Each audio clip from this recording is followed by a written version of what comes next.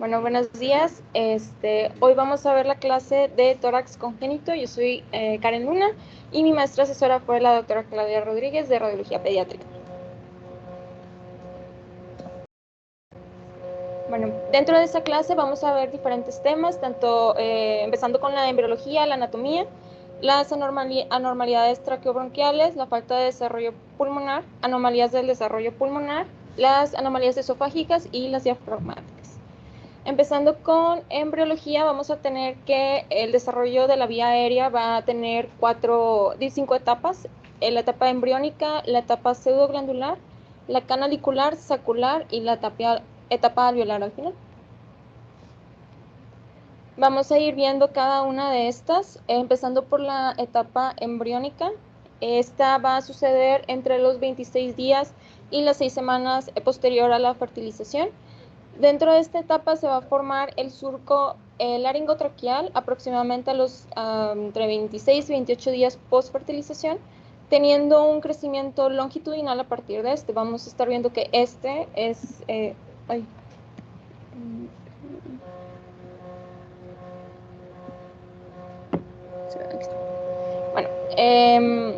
Bueno, el surco laringotraqueal pues se va a estar formando, se va a empezar a formar, teniendo un crecimiento longitudinal, y a partir de este se va a formar la faringe primitiva, también conocida en algunos artículos como bot traqueal o intestino anterior.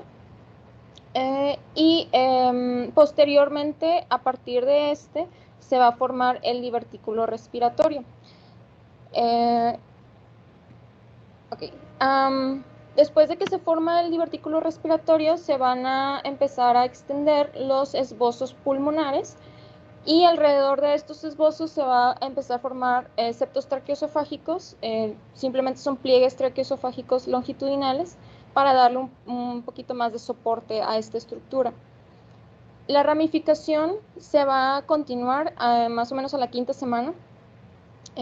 Vamos a tener que, después del bot traqueal primitivo, se va a dividir en 2 bronquios lobares primitivos, los cuales son como estos, son esbozos, y así sucesivamente hasta que se van a empezar a formar los segmentos broncopulmonares, ya para la 7ª semana de gestación más o menos.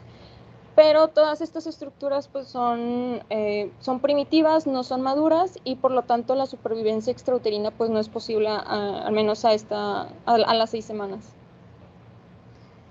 Después tenemos a la etapa pseudoglandular, que va a ir de la 6ª semana hasta la semana 16.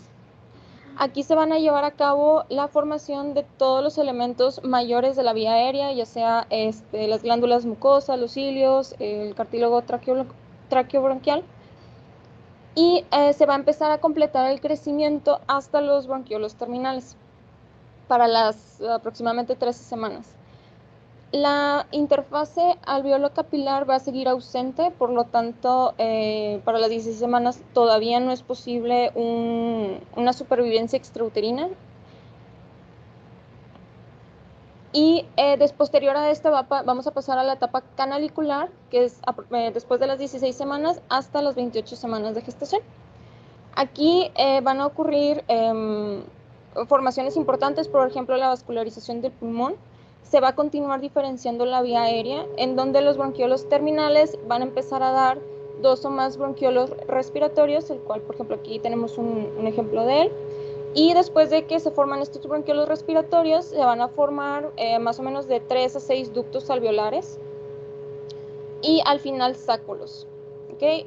Todo esto pues igual son estructuras primitivas, y aquí lo más importante es que las células tipo 1 y 2 se van a empezar a diferenciar para en un futuro formar lo que nosotros conocemos como neumocitos, y después posteriormente empezar a formar o secretar el surfactante pulmonar. En esta etapa puede haber, sobre todo ya terminando la etapa canalicular en las últimas semanas, puede haber una producción de surfactante limitado. Por lo tanto, puede haber una supervivencia extrauterina. Sin embargo, pues las probabilidades de vida todavía son muy limitadas. A menos que tenga el niño cuidados intensivos o soporte de vida, pues no podría sobrevivir. La penúltima etapa es la etapa sacular. Esta es a partir de las 28 semanas hasta las 36 semanas de gestación. Aquí va a haber un aumento en el número de los sáculos terminales, como lo podemos ver aquí, logrando una morfología similar a la que va a alcanzar ya de adulto o en una etapa posterior. La interfase alveolo-capilar aquí va a terminar de desarrollarse.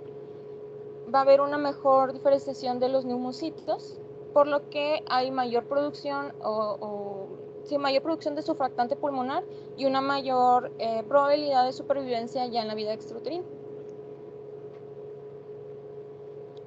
La última etapa es la alveolar, de las 36 semanas hasta los 8 años de vida. La vía aérea distal en esta etapa va a continuar desarrollándose a lo largo de todo este tiempo, aumentando hasta 5 veces el número de alvéolos dentro del primer año de vida, y se va a seguir aumentando el número de alvéolos hasta los 8 años, en donde a esta edad se va a alcanzar aproximadamente el 95% de la formación total, para que al final pues tengamos la anatomía como nosotros la conocemos, ya en un niño ya crecido, en un adulto, en donde pues como sabemos vamos a tener los dos pulmones, tanto el derecho como el izquierdo, el derecho con sus 3 lóbulos, el izquierdo con 2, separados por sus fisuras. En la tráquea vamos a tener a los bronquios principales, los cuales se van a subdividir en los bronquios lobulares, y estos a su vez se van a subdividir en segmentos. Vamos a tener el cartílago, el cual va a estar dando soporte a la vía aérea para evitar colapso, el cual va a abarcar desde la tráquea hasta la primera docena de divisiones de los bronquios. Y pues a nivel más distal vamos a ver lo que ya en imágenes pasadas habíamos visto, que es el bronquiolo respiratorio con sus alvéolos ya formados. Y pues aquí obviamente ya vamos a tener una adecuada respiración y supervivencia extrauterina. Empezando con las patologías, vamos a hablar primero de las anomalías traqueobronquiales. Tengo un caso, no sé si algún compañero me puede ayudar a describir estas imágenes.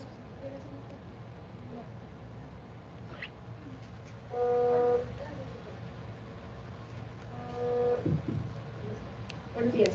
Estamos ante el caso número 1. La primera imagen, a mi izquierda estoy viendo una radiografía posterior de tórax de un paciente pediátrico, en el que lo que me llama la atención es una imagen ovalada en la línea media, que tiene varios signos que me hacen pensar que pertenece al mediastino. Uno de ellos es que tiene el signo de los bordes incompletos. Podemos delimitar bien el borde izquierdo, bueno, el borde derecho en caso del paciente, pero no podemos delimitar bien su borde medial. Otro signo que me habla de que está en el mediastino es que tiene el signo de colita terminal. Eso también, ya, tiene un signo de una colita terminal, que es o un ángulo obtuso. Eso también me hace saber que viene del mediastino y no es una masa propiamente del pulmón.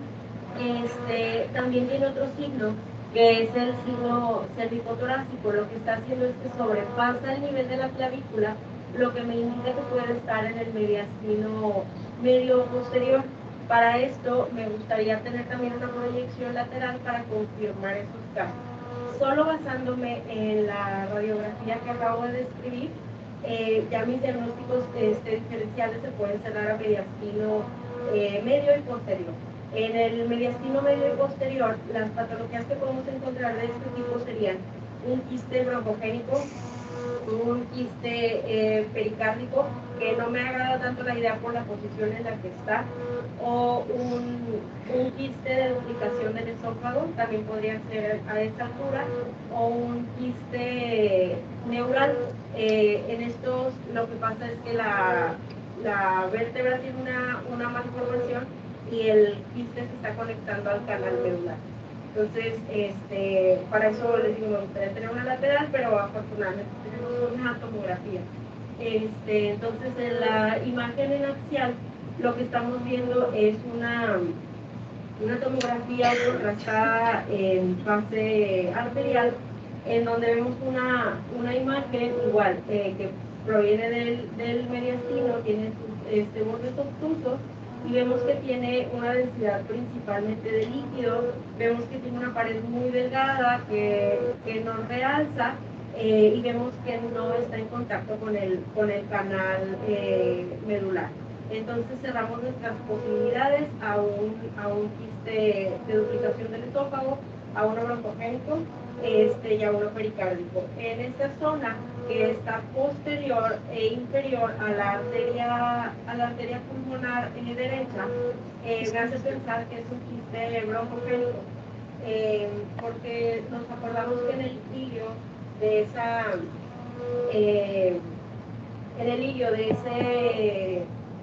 de ese lado, lo que vamos a ver es una disposición hiparterial, o sea que está debajo y posterior del bronquio a la arteria, entonces me hace pensar más que es del bronquio. Algo que me hace descartarlo del esófago, el quiste de duplicación esofágica, es que normalmente estos tienen una pared un poquito más gruesa, porque el esófago tiene músculo liso, entonces este músculo liso estaría formando una pared un poquito más gruesa, y ya habíamos descartado mi otra opción diagnóstica, que era el neuroentérico, pero el quiste neuroentérico, gracias, entonces me quedo con la opción de un quiste broncogénico. Acá lo estamos viendo también en la última imagen, la misma descripción que había dado en la anterior, nada más ahora en una reconstrucción coronal, que vemos una imagen ovalada, de pared delgada, de contenido líquido, que apoya a mi primera opción, que fue el quiste broncogénico. Ok, muy bien. Pues sí, este caso se trata de un quiste broncogénico dentro de nuestras anomalias traqueobronquiales. Este quiste va a ser provocado, o es el resultado de un budding, que muchos autores lo mencionan como diferenciación o una división ventral anómala del árbol bronquial. Esto va a suceder dentro de los 26 a 40 días aproximadamente de gestación. Va a tener diferentes sintomatologías. En los niños, en los infantes es muy común que dé un cuadro tipo de distrés respiratorio. En los niños un poquito más grandes puede dar dolor torácico, disfagia o infecciones recurrentes. Y en los adultos muchas veces ya es asintomático o puede tener sintomatología parecida a la de los niños. Es muy común en mediastino medio, hasta en un 79% de las veces, un 17% en el mediastino posterior y un 3% en el mediastino anterior. Puede estar ya sea subcarinal, paratraqueal o ilial. Como su nombre lo dice, pues es un quiste, normalmente están llenos de líquido. Sin embargo, podemos encontrar a veces quistes con gas en su interior o aire en su interior, que nos podría hacer pensar en un quiste broncogénico infectado o que esté comunicado con la vía aérea y nos esté dando esa imagen. Va a ser, como ya lo vimos en el caso anterior, una masa bien circunscrita, redonda, con densidad de líquido o tejidos blandos en caso de la radiografía. Puede ser uniglocular casi siempre, y puede darnos un efecto de masa, que es lo que esté condicionando los síntomas que mencioné anteriormente. Okay. En la radiografía, como lo vimos en nuestro ejemplo, pues es una masa esférica de bordes bien definidos con densidad de tejidos blandos o líquido, que puede causar, dependiendo de su tamaño, alguna compresión del bronquio adyacente a él. En fluoroscopía también nos puede ayudar un poquito, sobre todo cuando el niño esté presentando síntomas de compresión. Y vamos a ver al paso del contraste, pues la compresión de alguna masa extrínseca que esté provocando este síntoma.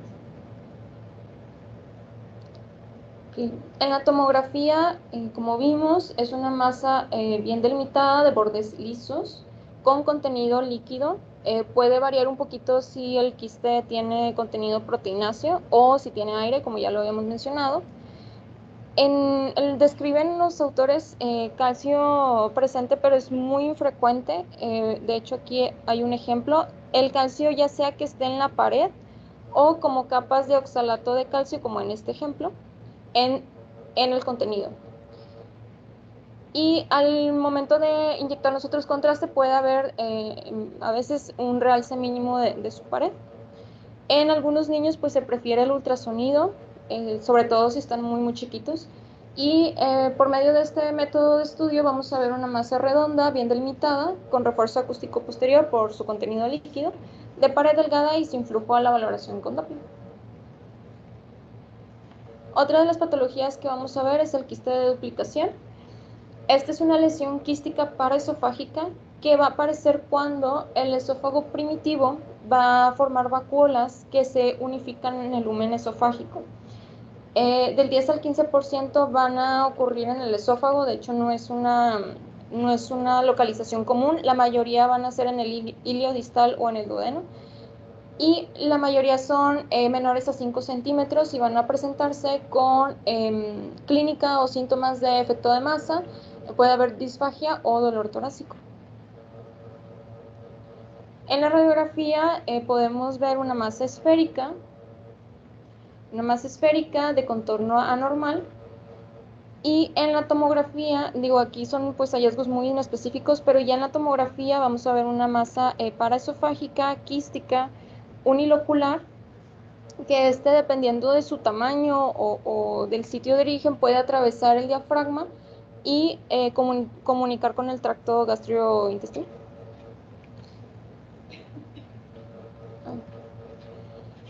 El quiste neuroentérico se va a formar a partir de una separación incompleta entre el endodermo primitivo y el ectodermo en la tercera semana de gestación. Son más frecuentes en el espacio extramedular intradural de las vértebras cervicales bajas y las dorsales altas. Podemos aquí tener muchos diagnósticos diferenciales, ya sea el quiste aracnoide, el quiste epidermoide, el quiste dermoide, y los síntomas van a variar de acuerdo al quiste. Por ejemplo, si el quiste presenta una salida de contenido, pues podemos tener algún síntoma inflamatorio por la irritación ahí del líquido o un efecto de masa, que es de lo más común. Normalmente el tratamiento es quirúrgico, sobre todo por los síntomas que presenta, y algunos autores han reportado recurrencias y transformación maligna cuando la resección no se hace completa. Entonces hay que tomar en cuenta que estos niños que se hayan sometido a una cirugía, normalmente se les pide o se les da un seguimiento por resonancia magnética para detectar este tipo de recurrencias y pues si sale, pues volverlos a operar. Está clasificado, de acuerdo a la WHO, como otros tumores malformativos y lesiones tumor-like. Hay una clasificación que es la de Wilkins y Odum, que es de acuerdo a su histología. Tiene 3 tipos, tipo A, B y C. El tipo A es un epitelio pseudoestratificado cuboidal o columnar, imitando epitelio respiratorio o gastrointestinal. El tipo B es el tipo A más presencia de glándulas serosas o mucosas, o tejido conectivo liso, o linfoide, o nervioso, cualquiera de estos 3. Y el tipo C es el tipo A más elementos ependimarios o gliales. Ok, como estábamos viendo, pues viene o está presente en la médula. Aquí en la radiografía la verdad es que muchos describen hallazgos muy inespecíficos como alargamiento de los espacios interpedunculares o presencia de escoliosis. Puede haber hemivértebra, vértebra en mariposa o espina bífida. Cuando los quistes de este tipo son muy grandes, lo podemos alcanzar a observar, sin embargo la mayoría pues son un poquito inespecíficos. Lo ideal pues es una tomografía o una resonancia para poderlo caracterizar mejor. En la tomografía, sobre todo en ventana para hueso, podemos ver los defectos que están asociados al quiste, ya sea un canal espinal alargado, las anomalías de segmentación o los defectos espinales disráficos que puedan estar presentes en el niño. En resonancia se ve un poquito mejor, sobre todo para la caracterización con la relación con la médula.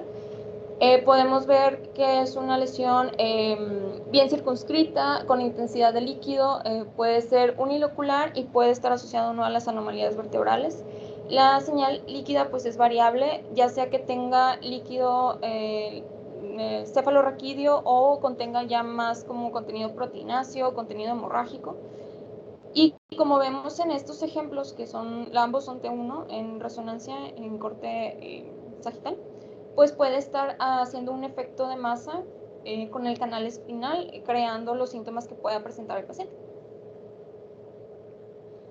Okay, pasando a las anomalías de la falla del desarrollo pulmonar, la primera que vamos a ver es la hipoplasia.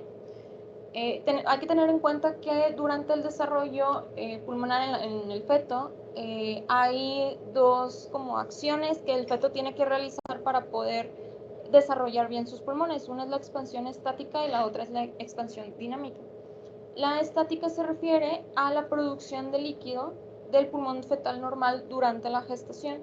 Una falla en esta producción de líquido, ya sea producción inadecuada o un drenaje excesivo, puede desarrollar un inadecuado desarrollo pulmonar y convertirse o dar una hipoplasia.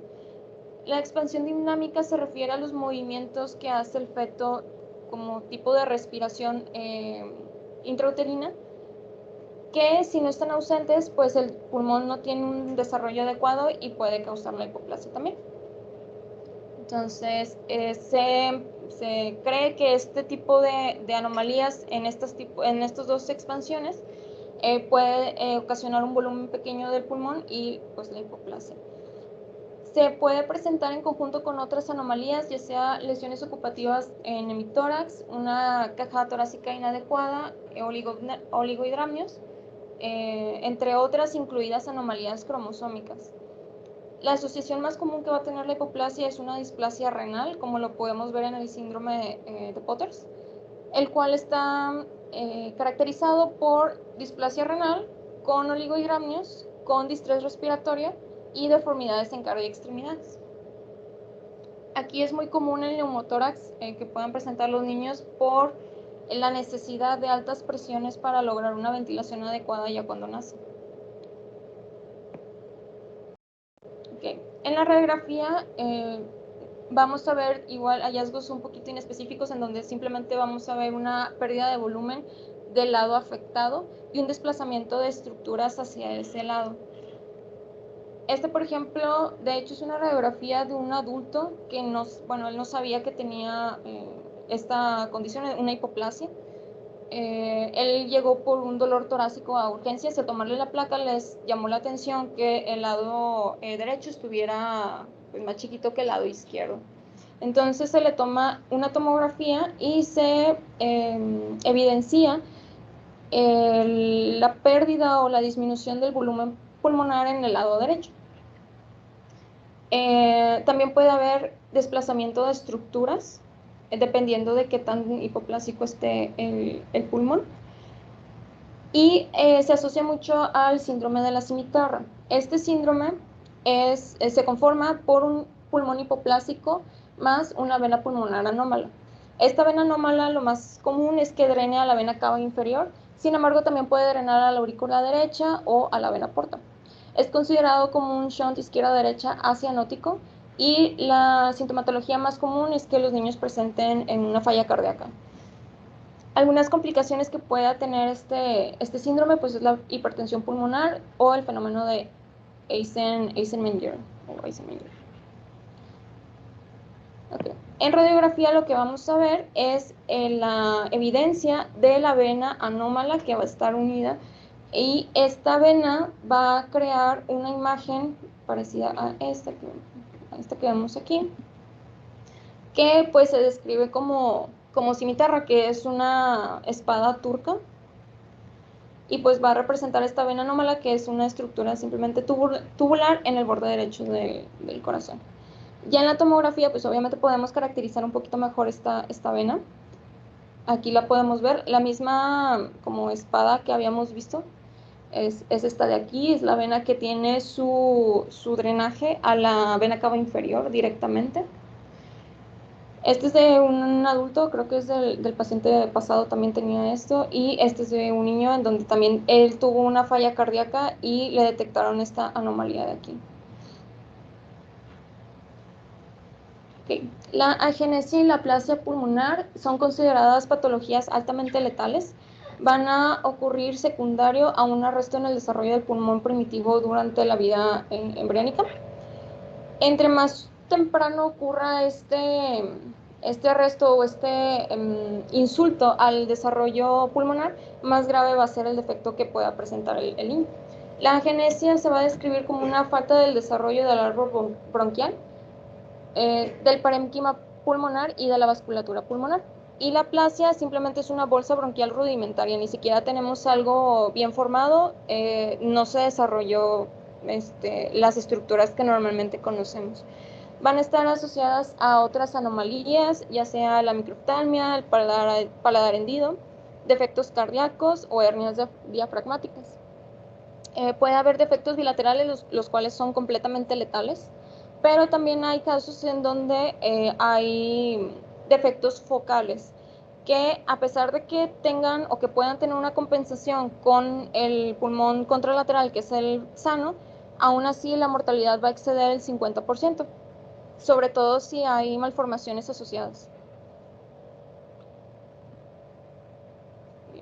En la radiografía vamos a tener un hemitórax blanco, vamos a tener un desplazamiento de las estructuras mediastinales. Aquí, por ejemplo, ni siquiera podemos ver el borde cardíaco derecho.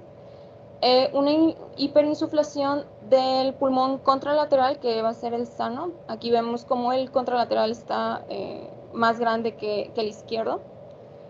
Y podemos alcanzar en algunas veces ver el bronquio principal rudimentario. En la tomografía igual vamos a ver la hiperinsuflación del contralateral. Puede haber incluso herniación del pulmón sano hacia el lado afectado, ahorita lo vamos a ver, y la ausencia ipsilateral de la arteria pulmonar, por lo mismo de que pues no se formó el pulmón. Este es un ejemplo de agenesia, en donde vemos las estructuras mediastinales completamente desplazadas hacia la izquierda y cómo el pulmón derecho, que es el sano, va a estar como cruzando, tan grande que va a estar cruzando hacia el lado contralateral, y pues este es el que está compensando la falta del pulmón izquierdo. Dentro de las anomalías del desarrollo pulmonar, vamos a tener al secuestro pulmonar. Este también es conocido o se puede encontrar como pulmón accesorio, y es una masa de tejido pulmonar ectópico que no va a ser funcional y no va a tener conexión con el resto de las estructuras, sino que va a tener un suministro sanguíneo por medio de un vaso sistémico anómalo. Es mucho más común en el lado izquierdo, hasta el 90%, y en los hombres hasta el 80%. Puede ser asociado con otras anomalías en 50 al 60% también. Su etiología no es completamente clara, sin embargo, la mayoría de los diagnósticos antes se hacían en los adultos, ya cuando presentaban algún problema, pero cuando empezó pues, la implementación del ultrasonido obstétrico para control prenatal, se empezó a ver esta enfermedad y se empezó a estudiar un poquito más. Bueno, dentro de las anomalías con las que puede estar relacionada, puede ser una malformación congénita de la vía aérea, una enfermedad cardíaca congénita o una hernia diafragmática. Hay dos tipos, la intralobar o extralobar, más a rato lo voy a explicar. Aquí nada más lo importante es saber que la intralobar es la más común, hasta 75%, y puede tener una conformación ya sea sólida o quística. Okay. En la intralobar, su drenaje va a estar dado por venas pulmonares.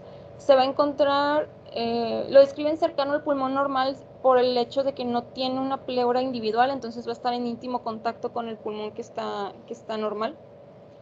Y la extralobar, su drenaje va a ser por venas sistémicas, pero directo hacia la aurícula derecha, y este sí va a estar separado por su propia pleura, que va a tener su pleura.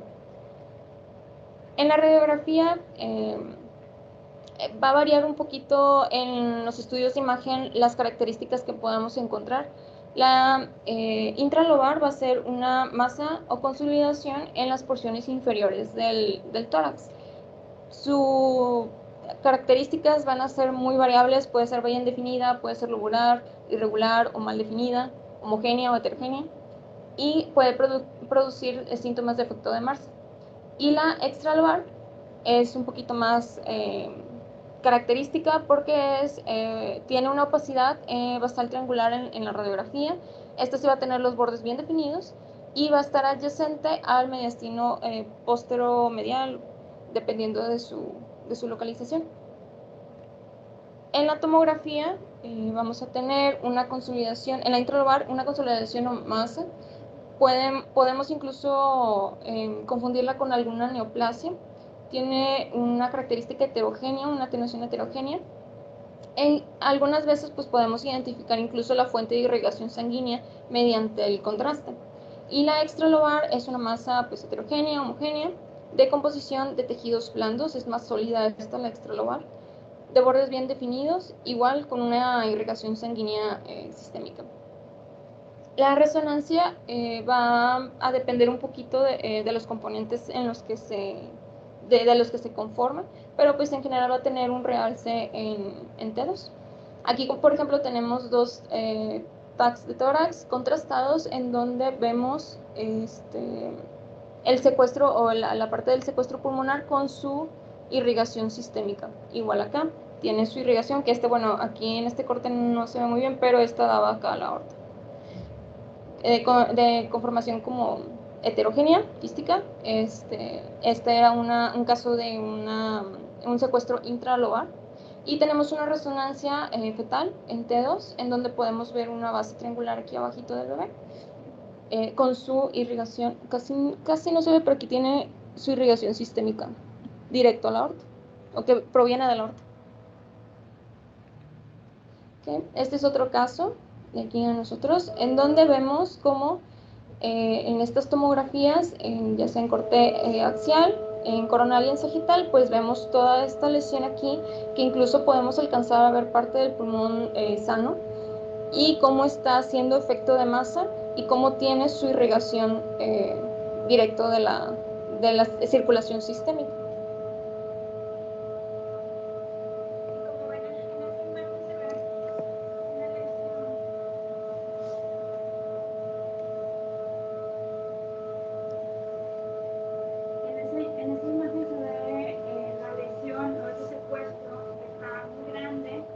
Predominantemente pues como una lesión sólida, podríamos verla por ejemplo en una radiografía, que tal vez sería el primer método de imagen que tendríamos. Y en la diapositiva anterior, Ana Karen, ven que la lesión tiene, o sea, la presentación es variable, puede ser sólida, pero también puede tener algunas áreas que se vean quísticas o como necróticas. Y es importante porque el secuestro pulmonar es una de las lesiones congénitas que puede estar asociada a una presentación con otra, que lo más frecuente es que esté junto. Es rara la presentación, pero cuando la vemos, se presenta en compañía de una malformación congénita de la vía aérea pulmonar, que igual se van a presentar, ya lo verán más adelante, como lesiones pulmonares quísticas o multiquísticas. Y ese tipo de lesión se le llama como una lesión híbrida. Entonces, el hacer la identificación de que en realidad estamos viendo dos lesiones congénitas juntas, pues es importante para el cirujano y para hacer la planeación quirúrgica, porque usualmente son lesiones que requieren ese tipo de tratamiento.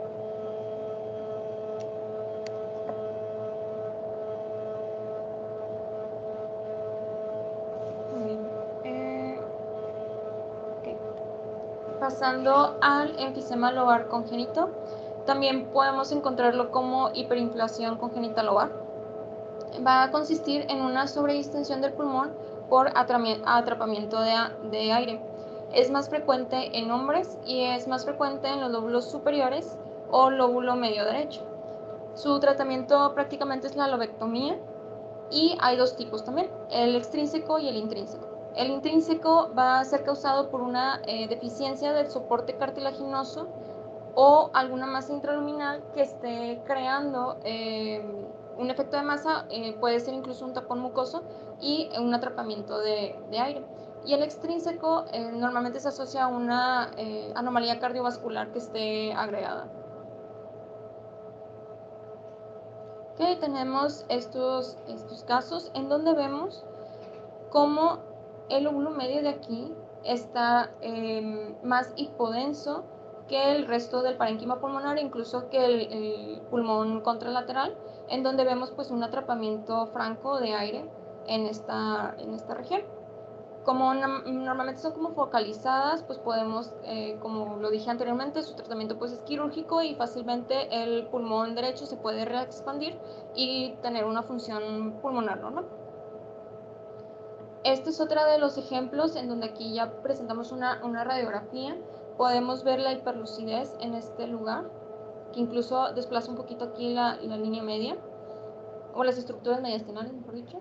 Y tiene tanto la hiperlucidez como vemos también oligoemia en esta región, por lo mismo de que el flujo sanguíneo pues, está disminuido y no hay un adecuado intercambio de oxígeno en esta región. En este mismo bebé, pero ya en una tomografía, pues lo podemos ver un poquito más franco y la diferencia con el pulmón contralateral. Obviamente entre más pues grande esté la zona de afectación, pues va a depender del pronóstico y de la calidad de vida del paciente. Okay. Tengo otro caso para describir, no sé si alguien me pueda ayudar.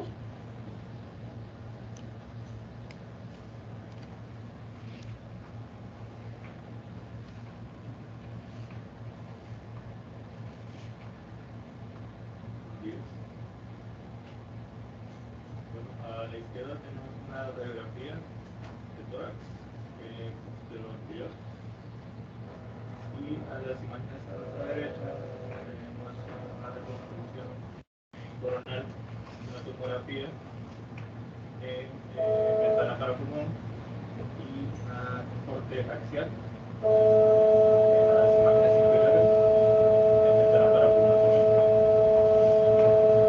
En la imagen a la izquierda podemos observar aumento de la densidad que tiene el hemitórax izquierdo. Abarca todo el hemitórax izquierdo, en la cual en su interior podemos observar imágenes radiolúcidas en su interior, y me parece que está condicionando un desplazamiento de las estructuras por la derecha, la estructura de encima al hemitórax derecho, que está comprometiendo la imagen paratraqueal derecho, el borde cardíaco derecho.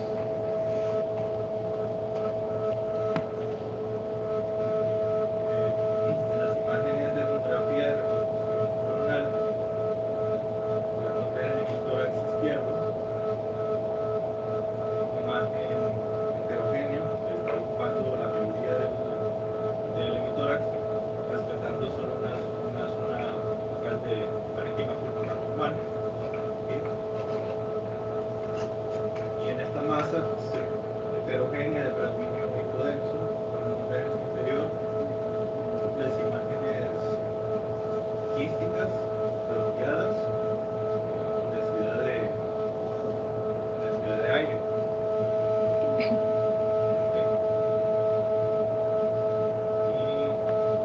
en el tórax derecho podemos ver esta imagen hiperdensa que corresponde al fin y que están siendo desplazadas pues, las estructuras mediastinales.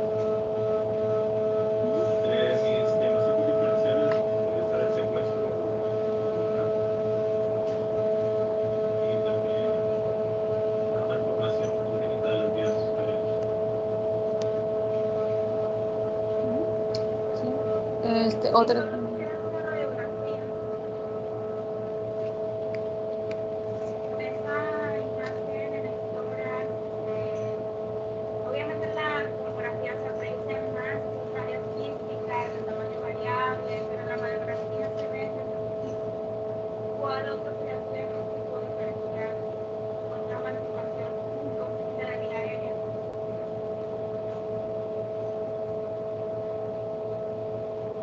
Pues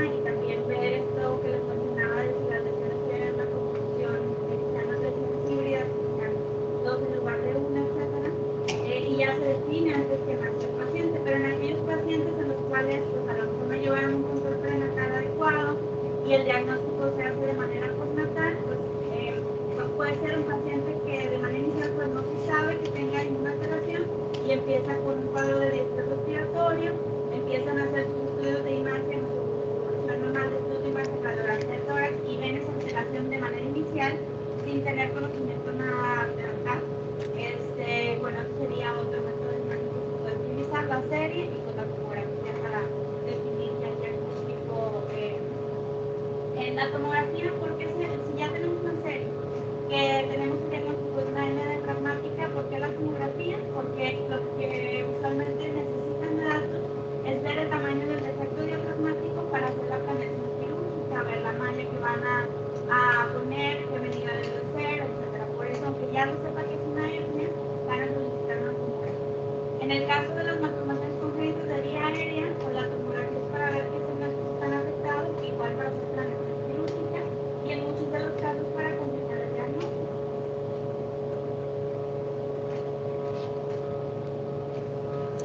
Bien, pues sí, este era un caso de una malformación congénita de la vía aérea.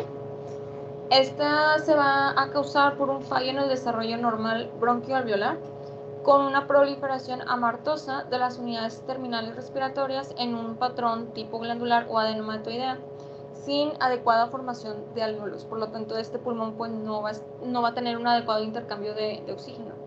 Podemos verlas como ya lo vimos, como masas multiquísticas en tejido pulmonar con proliferación bronquial anómala. Si son muy, muy grandes, como la que acabamos de ver, incluso pueden causar una hipoplasia pulmonar.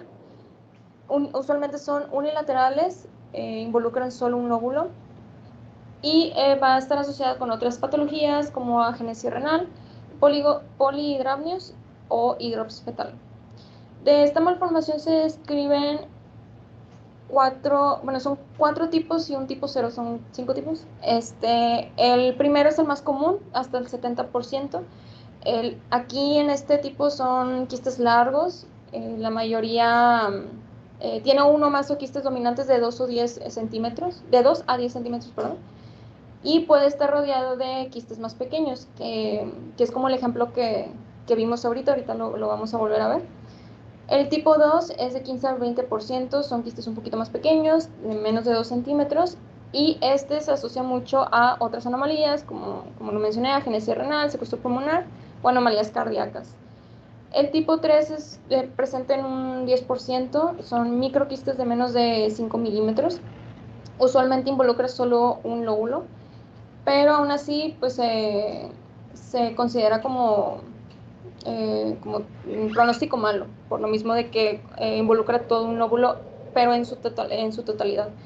El tipo 4 es un quiste sin borde, lo definen como online, afecta también todo un lóbulo y es raro distinguirlo, o es difícil distinguirlo del tipo 1, al menos por imagen, especialmente la radiografía. Y el tipo 0 es muy, muy raro, representa un arresto global del desarrollo pulmonar. Son letales y es prácticamente una disgenesia o una displasia sinal. Okay, volviendo al caso que habíamos visto anteriormente, pues es una malformación tipo 1, podemos ver los quistes dominantes, que son los más grandes, pero alrededor de estos quistes pues hay unos más pequeños y como lo habíamos visto también, vean la diferencia entre el parénquima que está alrededor de estos quistes y el parénquima aquí chiquito que está normal o el contralateral, lo podemos comparar. Pues aquí sabemos que no hay una adecuada respiración o intercambio de oxígeno. Este es otro de los ejemplos con una radiografía en donde vemos hiperlucidez en el hemitórax derecho, que era un bebito que después se le estaba sospechando, de hecho, herniación diafragmática. Después se hizo la tomografía, encontrándose esta imagen multiquística, que la verdad estaba respetada, estaba aparentemente pues chiquita, se operó y pues el resto del pulmón normal cubrió la función de este segmento que estaba faltante de postquirúrgico. Vamos a pasar a las anomalías esofágicas, ya por último. Primero vamos a ver la atresia esofágica y la fístula traqueoesofágica. La atresia pues, se define como una oclusión congénita del esófago superior y la fístula es una conexión anómala entre el esófago y la tráquea. Se considera que esto se desarrolla por un fallo en la división del intestino proximal en el primer mes de gestación y del 2 al 10% van a estar asociadas a otras anomalías cromosómicas. Lo más común es la trisomía 21. Hay 5 variaciones anatómicas de esta atresia, el tipo A, B, C y D. El tipo A es una atresia sin fístula que está presente en el 7 al 9% de las ocasiones, que es esta de aquí. El tipo B es una atresia con fístula proximal presente en el 1% de las ocasiones. El tipo C es una atresia con fístula distal, que es la más común, se describe entre 82 hasta el 86% de las ocasiones. El tipo D es una atresia con fístula proximal y distal en hasta 2%. Y la tipo E está definida como aislada o tipo H por la forma que hace con su fístula, del 4 al 6% de las ocasiones. Muchas veces este tipo de anomalías van a ser sospechadas al momento de introducir en el neonato algún tubo de alimentación en el esófago proximal y vamos a ver, los pediatras van a ver una inhabilidad de pasarlo distalmente o también van a haber secreciones orales excesivas, puede haber incluso cianosis o tos en los primeros intentos de alimentación del bebito. Okay. Estos son ejemplos de cada uno de los tipos. Tenemos el tipo A. Este niño, la verdad, estuvo muy interesante porque sospechaba nada más de una atresia esofágica. Sin embargo, al momento de la cirugía le realizaron una gastrostomía. Le hicieron la gastrostomía, posteriormente le hicieron este estudio de imagen en donde pasaron, lo describen como tips quirúrgicos. Este fue por medio de la gastrostomía y este por medio de oral, al punto en que aquí pues ya no pasó ninguno de los dos, no se conectaba el esófago, entonces lo describieron como una atresia esofágica tipo A, sin fístula hacia el árbol bronquial. Posteriormente pues el niño se operó, se reconectó y salió bien. El tipo B, acuérdense, es una atresia con fístula proximal, donde vemos el esófago dilatado y la conexión con la tráquea. Y pues obviamente el paso de contraste hacia el árbol bronquial. El tipo C es una atresia con fístula distal, como lo podemos ver aquí, en donde el paso del contraste pues nada más queda en esta porción. Sin embargo, aquí ellos consideraron que era, al menos por este método de estudio, consideraron que era una tipo C, ya que el estómago y el intestino seguía con aire. Entonces, a pesar de que no había conexión aquí aérea, pues la tráquea estaba como que iba comunicando aire hacia el esófago, hacia el estómago y el intestino delgado. El tipo D es una atresia con fístula proximal y distal, en donde igual vieron un esófago atrésico, sin embargo, seguía presentando aire en el resto de la comunicación. Y la tipo H es una aislada la tipo H es una aislada con fístula también, y podemos ver incluso aquí la formita de la fístula del esófago con la tráquea. Y el paso de contraste también entre los dos. Dentro de las anomalías diafragmáticas, pues tenemos a la hernia diafragmática, que es la que muchos conocemos aquí. Esta va a ser causada por una falla en el canal pleuroperitoneal dentro de las 6 a 8 semanas de gestación. Va a producir una reducción cuantitativa de las vías aéreas y arterias preacinal asociadas. Es la causa más común de hipoplasia neonatal y lo más común es que sean del lado izquierdo, desde entre un 80 hasta un 85%. Esta, como ya lo habíamos mencionado, pues en radiografías también se puede presentar como radiolucideces en el sitio afectado, como lo vemos en este bebito de aquí. Podemos ver incluso cómo la sonda de alimentación no baja hacia el estómago, sino que hace como que una vueltecita y sube al tórax, donde el estómago pues está en el tórax, no está en el abdomen. Igual acá, hace como una vuelta. Y en resonancias pues, magnéticas, como la doctora lo había mencionado, es muy común que por el ultrasonido prenatal se detecten este tipo de anomalías, se le pide la resonancia y podemos ver mejor el defecto, y los pediatras les sirve para prepararse con anticipación para el momento del nacimiento en caso de que el bebé presente complicaciones o algo, y poderlo meter a quirófano pues, lo más rápido que se pueda. Y podemos ver aquí una disrupción. Este es el diafragma normal con su pulmoncito, sin embargo aquí pues vemos el contenido intestinal cómo está subiendo. Igual acá el estómago está hacia arriba, hacia el tórax. Entonces mi tórax contralateral pues está completamente normal. Y bueno, por mi parte sería todo. No sé si hay alguna duda, pregunten.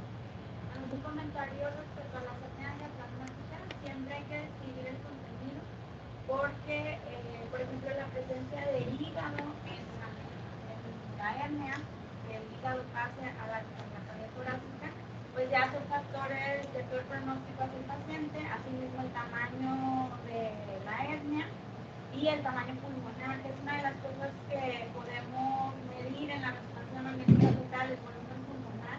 Hay tablas ya estandarizadas acorde a la edad gestacional, entonces ya podemos de esa manera decirle al materno fetal o al neonatólogo de cuánto volumen pulmonar calculamos por la resonancia, y ya ellos se hacen una idea también de cómo va a ser el nacimiento y cómo van a ser esas primeras horas de atención de su pequeño. ¿Alguien tiene algún comentario? Gracias, Ana.